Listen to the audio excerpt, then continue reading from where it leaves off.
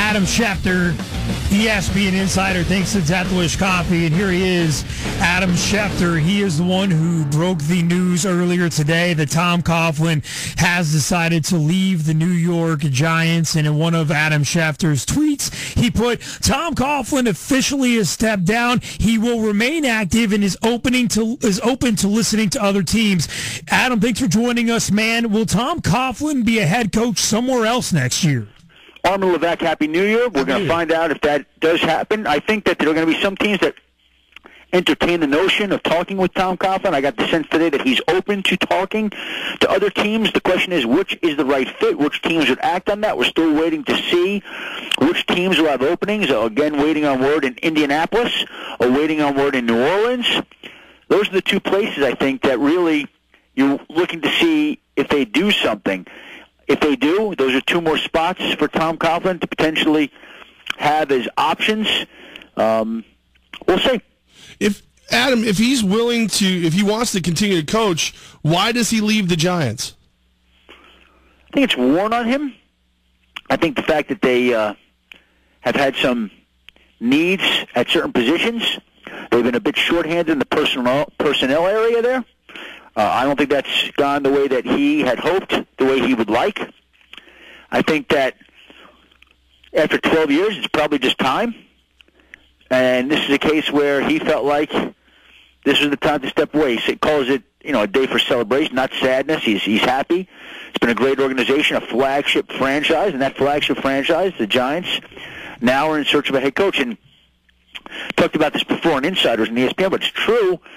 Because of the respect accorded and deserved to Tom Coughlin, there's been so little discussion about who could potentially succeed him, because even though everybody sensed this day could be coming, nobody really expected it in a weird way. It's almost like, you have a friend who is sick and unfortunately dying, and they finally pass away. It still comes as a shock. And in this particular case, you know what's happening with Tom Coughlin, but it still comes as a big surprise. And because of that, people have not spent a lot of time discussing who might take over for him. And Adam, you reported today that Tom Coughlin did make this decision on his own. Did he do the Giants a favor by doing that? I don't know why it's a favor. I mean, you tell me who they're going to get that's better than Tom Coughlin. Okay. I don't think it's a favor. He's been a great man. He's made teams good, men better. People loved him. I've already heard from some fans who are very upset and very distraught that Tom Coughlin is out as the Giants head coach. I don't think it did him a favor, but I think that this is something that was very interesting. Now, who are the top candidates? I know you said there hasn't been a lot of talk because of the respect to Coughlin, but in your mind, as you look at it, who are the top candidates to come to Big Blue? Well, it's not a simple thing to identify them just yet. I would say that there's going to be some conversation about Sean Payton if he does wind up leaving New Orleans. And in this particular case, you have to wonder whether the Giants would be willing to surrender any draft compensation to New Orleans for a guy like Sean Payton, who is under contract to the Saints through 2017. Don't know how that will work out. The hot names around the league right now are Adam Gase, Doug Marrone, Hugh Jackson, Terrell Austin. So, they're going to cast a wide, expansive net, and as we mentioned, this is a flagship franchise. A lot of people would love to work there, and I would think that they're going to interview some compelling candidates. Adam Schefter, thanks to Death Wish Coffee. Adam, what about Ben McAdoo? Ben McAdoo is a guy that I think that they really like. I think that they like to keep the continuity with Eli Manning. I don't know if they think that Ben McAdoo is ready to become a head coach right now. And that's the issue that I've heard teams wrestle with over and over through time. Like, you hear them say, this guy's a great head coaching candidate. He's going to be a great head coach one day like Ben McAdoo. Might not be ready just yet. Maybe we'll hire him a year or two earlier. And maybe the Giants do interview him and hear his ideas and get blown away and fall in love with the idea of having him as a head coach. I guess that could happen. I think he's a guy they definitely would like to keep around. And, again, we'll see how this shakes out. Schefter, as you know, you ran through the hot candidates, and a name very familiar to upstate New York, and Doug Marrone was in there. How did he go from the guy who really misplayed his hand in Buffalo to being a hot head coaching candidate now?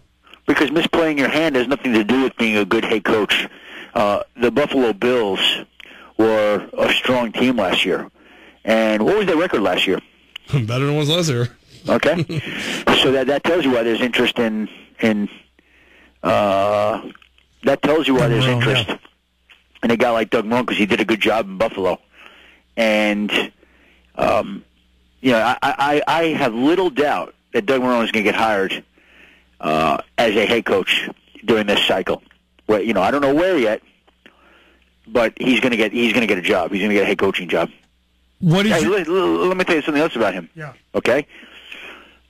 There are people in the NFL committee that know him, that put together the top coaching candidates. And number one, he's on the top tier of coaching recommendations. That's number one. Number two, there are people know who believe, right or wrong, that he's a young Bill Parcells. So, like I said, he's going to get a head coaching job. The question is where. Wow. Nice. Sean Payton, your gut on whether or not he stays in New Orleans? My gut is that where there's smoke, there's fire, Yeah. and that he'll be moving on. But Mickey Loomis, the general manager, is going to have a big say here, and we'll see how that shakes out. So I think that certainly they're going to meet, if they haven't yet, and Mickey Loomis will determine whether or not he grants permission. I think he will. If he does, Sean will be free to talk to other teams, and I think he'll be a desirable head coaching candidate out there. I know he will. Schefter, what's the next ball to drop on Black Monday?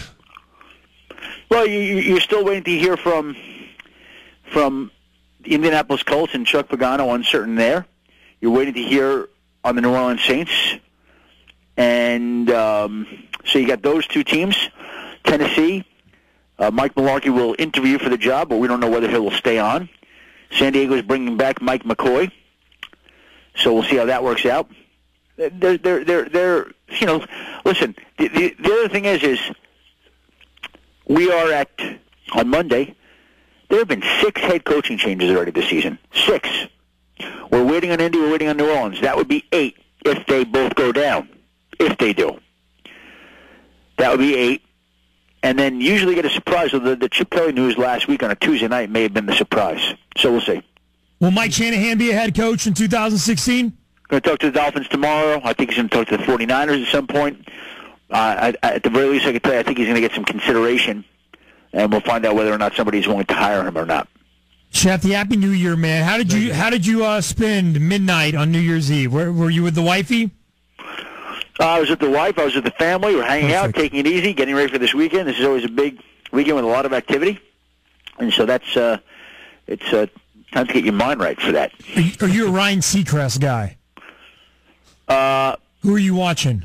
I don't even. We had the TV on. My daughter was watching one of the balls fall. Okay. I don't even know who we were watching, to be honest with you. All right, I wasn't sure. I wasn't paying close attention. Yeah, well, you got a lot going on, and we'll let you get back to it. Adam Schefter, thanks so much, man. We'll talk to you soon.